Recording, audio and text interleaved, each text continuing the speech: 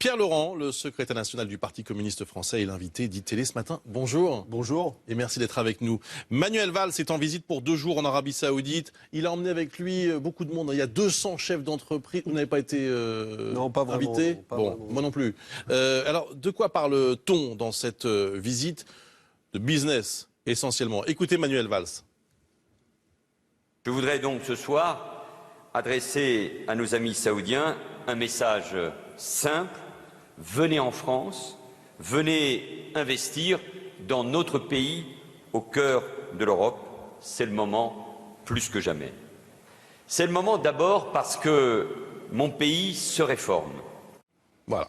Donc venez, chers amis saoudiens. Vous êtes d'accord avec ça? Écoutez, quand je vois Manuel Valls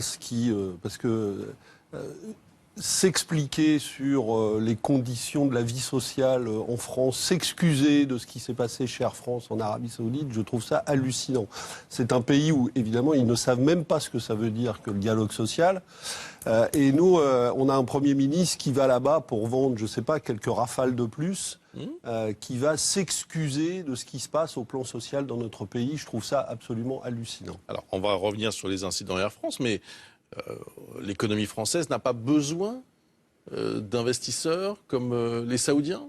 Mais on aurait besoin d'abord de nos propres investisseurs et de mobiliser notre propre secteur bancaire, de travailler autrement, de relancer autrement notre économie. Nous pouvons faire autre chose que d'être suspendus aux investisseurs, saoudiens, dans un pays qui, par ailleurs, connaît des problèmes de droits de l'homme quand même très importants. Je rappelle qu'il y a eu toute une mobilisation citoyenne il y a quelques semaines à propos d'un jeune qui va être décapité. C'est la Ali Al-Nim, en effet. 134e, je crois, exécution dans ce pays depuis le début de l'année. Alors, il n'en parle pas, Manuel Valls, et Matignon explique que voilà, c'est pas le moment, que Laurent Fabius le fera d'ailleurs en tête-à-tête avec certains représentants saoudiens. Oui, c'est toujours pareil. C'est la géométrie variable selon les intérêts du business. Oui. Ouais. Mais c'est de la réelle politique.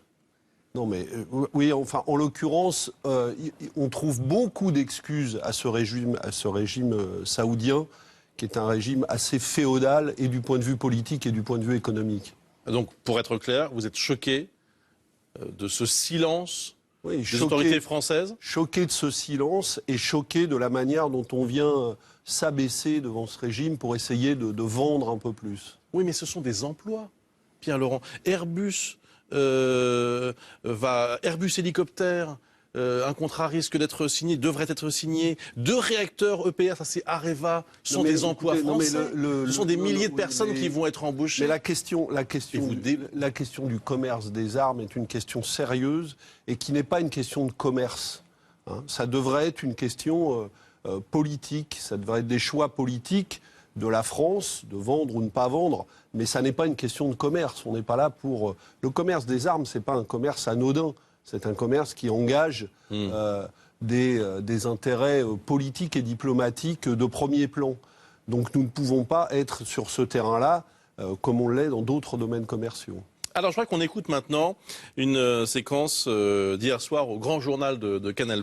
On va écouter Xavier Mathieu, qui est un ancien leader syndical des Conti. Et il a évoqué la situation à Air France, et notamment ses salariés dont la garde à vue est prolongée ce matin. Écoutez bien le coup de gueule, le coup de colère, le coup de poing, j'allais dire, de Xavier Mathieu. Écoutez bien d'ailleurs jusqu'au bout ce qu'il dit, et notamment sa dernière phrase, c'est très important. On regarde ensemble. On est dans un système où plus vous travaillez, plus vous faites de bénéfices, plus vous avez de chances d'être viré, parce que cet argent, ils vont s'en servir pour aller fabriquer des usines à l'étranger. Vous comprenez? On est dans un système pourri, il va falloir le faire, il va falloir en sortir. Et malheureusement, la violence sera inéluctable. Et pour l'instant, contentez-vous et rassurez-vous que ce soit simplement des chemises arrachées, parce qu'un jour ou l'autre, ce sera bien pire que ça. Malheureusement, on n'a jamais eu de drame. On n'a jamais eu de drame. Alors arrêtez de parler de drame, de lynchage, d'agression. Il n'y en a jamais eu. Alors, vous êtes d'accord avec ce qu'il dit? Mais moi, je connais bien Xavier Mathieu et je comprends sa colère. Lui, d'ailleurs, a vécu ça dans son entreprise. Et à l'époque, on lui disait... il faut se sacrifier, lui s'est révolté contre ça, d'une entreprise qui depuis a été rayée de la carte continentale. Donc il sait de quoi il parle. Effectivement, je pense, moi je rencontre cette colère sur le terrain, de gens à qui on demande de toujours plus se sacrifier, de toujours plus travailler, de sacrifier leur vie de famille, maintenant de travailler le dimanche, voire même de retravailler la nuit, parce que maintenant on nous explique qu'il faut aussi travailler la nuit, pour au bout du compte servir un système qui ne développe jamais l'emploi. Mais en tant que responsable politique, pouvez-vous dire, comme lui, la violence est inéluctable? Non, je ne pense pas que la violence est inéluctable. Parce que lui, il la légitime d'une certaine façon. Non, avec ses mots, avec sa colère. Il le dit. Vous savez, je connais bien Xavier Mathieu. C'est quelqu'un qui sait parler avec son cœur, qui est quelqu'un de très impulsif. Mais c'est quelqu'un qui est profondément révolté, comme beaucoup de gens. Heureusement qu'effectivement, il le dit d'ailleurs aussi, cette révolte-là, très forte chez beaucoup de gens qui ont l'impression de taper contre des murs, qui ne les écoutent jamais. Heureusement que ça ne se traduit pas par de la violence. Mais c'est vrai qu'il faut trouver des solutions positives. Et ça passe par changer les politiques qui sont infligées à ces gens-là. Quand j'entends Manuel Valls, la semaine dernière au Sénat, répondant à la question d'actualité qu'on pose, nous dire il faut le dialogue social, mais nous dire dans la même phrase, le plan de la direction, c'est le seul possible, eh bien moi je trouve ça parfaitement anormal.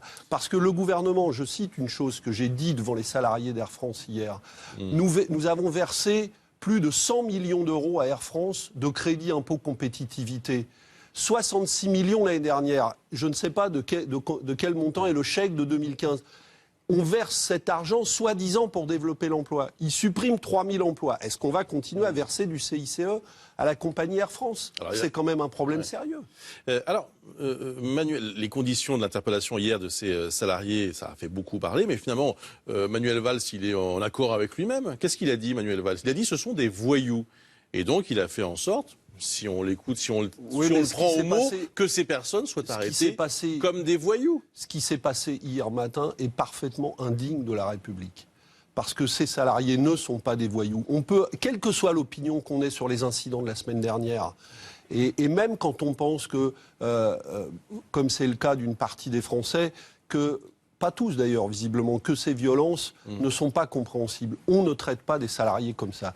Rien n'obligeait à aller chercher ces salariés à 6 heures du matin. Ils sont au-dessus des lois. Mais ça n'est pas la loi. Ouais. Quand on va chercher quelqu'un à 6 heures du matin, chez lui, devant sa famille, pour le mettre en garde à vue, c'est quoi? C'est parce qu'on pense que ces gens vont fuir. Mais ces gens, ils essayent de défendre leur emploi en France. Ils ne sont pas en fuite, ce n'est pas des gangsters qui essayent d'échapper à la police. Enfin, donc les traiter effectivement comme des criminels, c'est vouloir les humilier. Et humilier à travers eux tous les salariés qui ont participé à cette manifestation la semaine dernière. C'est vouloir les réduire au silence et leur dire vous n'avez plus votre mot à dire dans l'avenir de la compagnie. Et or, on a le sentiment que le gouvernement veut faire un exemple. Oui, absolument. Oui, c'est ça. On essaye de faire un exemple. Et je vous conseille une petite vidéo qui circule sur les réseaux sociaux du PDG d'Air France aux entretiens de Royaumont, où il explique ce qu'il considère comme le dialogue social. Et dans cette petite vidéo, il dit, vous savez, j'ai discuté avec mon homologue de Qatari Airways et il m'a dit, si on était dans une situation comme ça, ces gens finiraient en prison. Est-ce que notre exemple, c'est ce type de phrase-là? Donc moi, je pense que nous avons affaire à une direction qui ne veut pas entendre parler de négociation et de dialogue social. Et la responsabilité de l'État, qui est actionnaire d'Air France, serait de ramener la direction d'Air France à la raison et à la table des négociations. Pour être clair et pour finir sur ce sujet, Pierre Laurent, vous dénoncez les méthodes d'interpellation, vous ne remettez pas en cause le fait qu'ils soient en garde à vue. Si, absolument. Je pense que ces salariés n'ont rien à faire en garde à vue. Si on veut... Donc il y a une plainte de la direction. Donc ils ne doivent pas être inquiétés par la justice. Non, il y a une plainte, et impunis. Je pense, il y a une plainte de la direction. Elle doit être instruite. Bien. Elle peut l'être dans de toutes autres conditions que celle-là. Mais ce que je pense sur cette affaire, par une garde à vue sur cette affaire, tout en regrettant, comme je l'ai dit, les violences de la semaine dernière, je pense que devant cette affaire, le rôle qu'on devrait avoir, c'est d'apaiser la situation et pour ça de retourner à la table des négociations et non pas de prétendre qu'on va emmener des salariés en prison. Quel sens ça a dans cette situation? Ce sont deux choses distinctes. Non, ça ne Il y a les négociations d'un côté et les violences de l'autre. Non, ce ne sont pas deux choses distinctes. Parce que l'explosion de colère de la semaine dernière, parce qu'il y a l'enjeu de colère de la semaine dernière ne peut pas être sorti de son contexte. Et ce contexte, c'est le plan de licenciement chez Air France et la manière dont la direction l'impose sans dialoguer avec les salariés. J'ai cité Manuel Valls qui avait parlé de voyous. Je peux rappeler aussi que le ministre de l'économie Emmanuel Macron avait qualifié ces violences de stupides. D'ailleurs, au sujet d'Emmanuel Macron, est-ce qu'il n'est pas en train de devenir le bouc émissaire de la gauche ? Bon, écoutez, s'il veut le devenir, il faut dire qu'il y met du sien quand même, parce que tous les jours, il nous annonce une nouvelle mesure qui est l'inverse de ce qu'on peut attendre d'un gouvernement de gauche. Donc évidemment, il énerve beaucoup de gens à gauche, hein, mais ça n'est pas. Vous pouvez lui reconnaître qu'il dit ce qu'il pense, non ? Oui, bien sûr, oui, ça c'est vrai, il dit ce qu'il pense, ça c'est clair.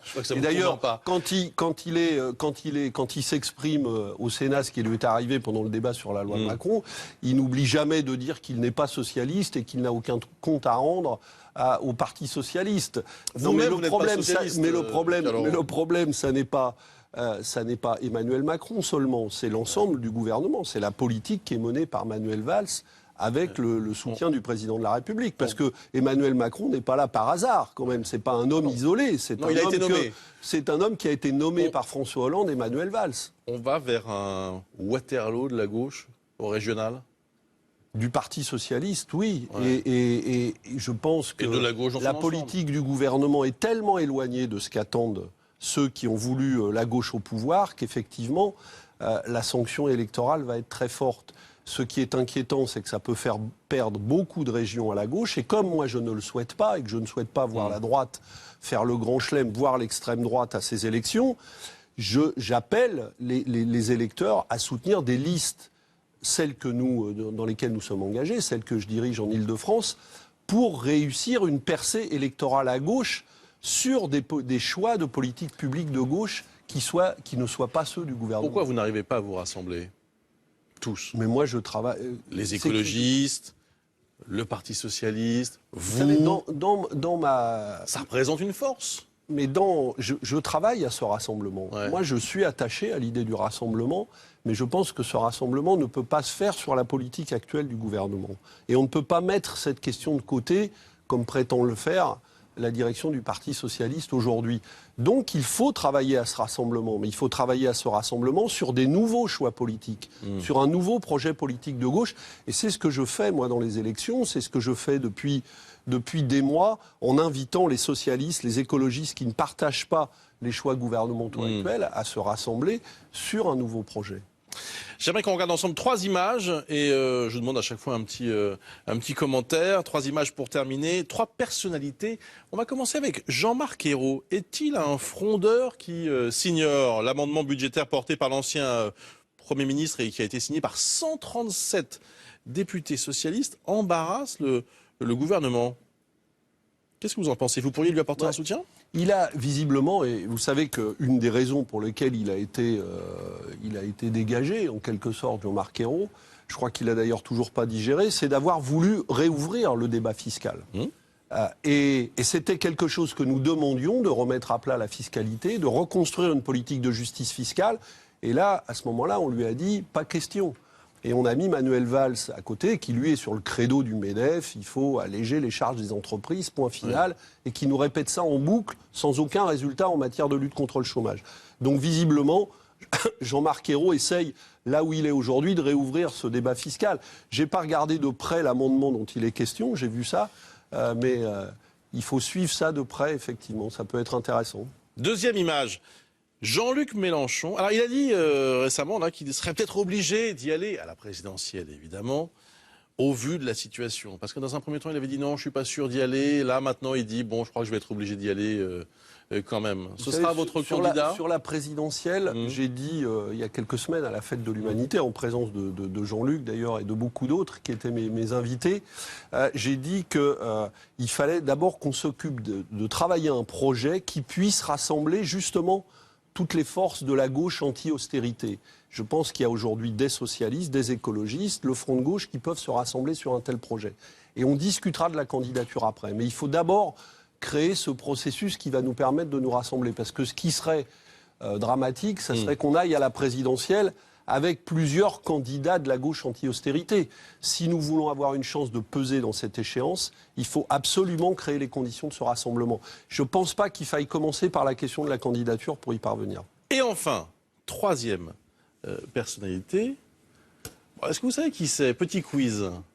C'est pas facile. C'est le nouveau prix Nobel d'économie. Ah, J'ai vu ça, j'ai vu l'information, mais Angus Deaton, il est écossais. Mais pour tout vous dire, je ne connais pas ces travaux d'économie, étant moi-même quelqu'un qui ait fait de l'économie dans formation, mais je ne connais pas ces travaux. Je ne vais pas faire le malin. Jusqu'à hier, je ne savais pas très bien non plus ce qu'il faisait. Alors, il s'est fait connaître, par exemple, pour ses propositions sur le développement des pays pauvres, mais il y a quelques années, en 2010 précisément, il avait été remarqué pour une étude dans laquelle il avait montré que l'argent faisait le bonheur, mais pas au-delà d'une certaine somme. Et la somme, c'est 70 000 € par an. On a ramené ça tout à l'heure, on en a parlé dans une chronique économique, à 5 500 € par mois. Ça vous paraît d'ailleurs être un chiffre, voilà, c'est un chiffre, si on met ça pour un couple par exemple, ça fait un peu plus de 2000... en France, c'est pas une somme. Il y a 2700 € par... Oui. Il y a beaucoup de gens qui vivent très en dessous de cette somme-là. Et presque une majorité des gens vivent en dessous d'une somme pareille en France. Bon, évidemment, c'est une moyenne mondiale, j'imagine, dont exactement, exactement. Donc ramener à un pays comme la France... dans un pays comme la France, c'est pas énorme. Pour beaucoup d'autres pays dans le monde, c'est évidemment important. Mais j'ai vu effectivement que c'était quelqu'un, mais je répète, je connais pas bien ses travaux, donc je parle un peu à l'aveugle, mais c'est quelqu'un parmi d'autres économistes qui essayent de travailler sur ce que devraient être les nouveaux indices de mesure de la qualité de vie et du développement. Et il y a des travaux de plus en plus importants sur ça, sur des nouveaux indices du développement humain. Et je pense que c'est une piste sur laquelle nous avons tous besoin de travailler. À partir de combien on est riche, selon vous, si on fait un calcul mensuel ou annuel? C'est pas une question que je me pose, je sais pas, que je me pose tous les matins. Il y a des gens qui vivent, vous savez, dès qu'on vit riche, pour moi, c'est des gens qui ont des milliards d'euros. Il y en a des milliers. Il y a 7 milliardaires qui possèdent toute la presse française, il paraît. Voilà, ça, c'est des vrais riches. Les grands personnages du CAC 40 et les gros actionnaires, ça sont les vrais riches. Après, il y a aussi des gens qui le sont beaucoup moins que ceux-là et qui vivent aisément. Merci beaucoup, Pierre Laurent. Merci d'avoir été avec nous ce matin. Tout de suite, l'essentiel de l'actu avec Alice Darfeuille.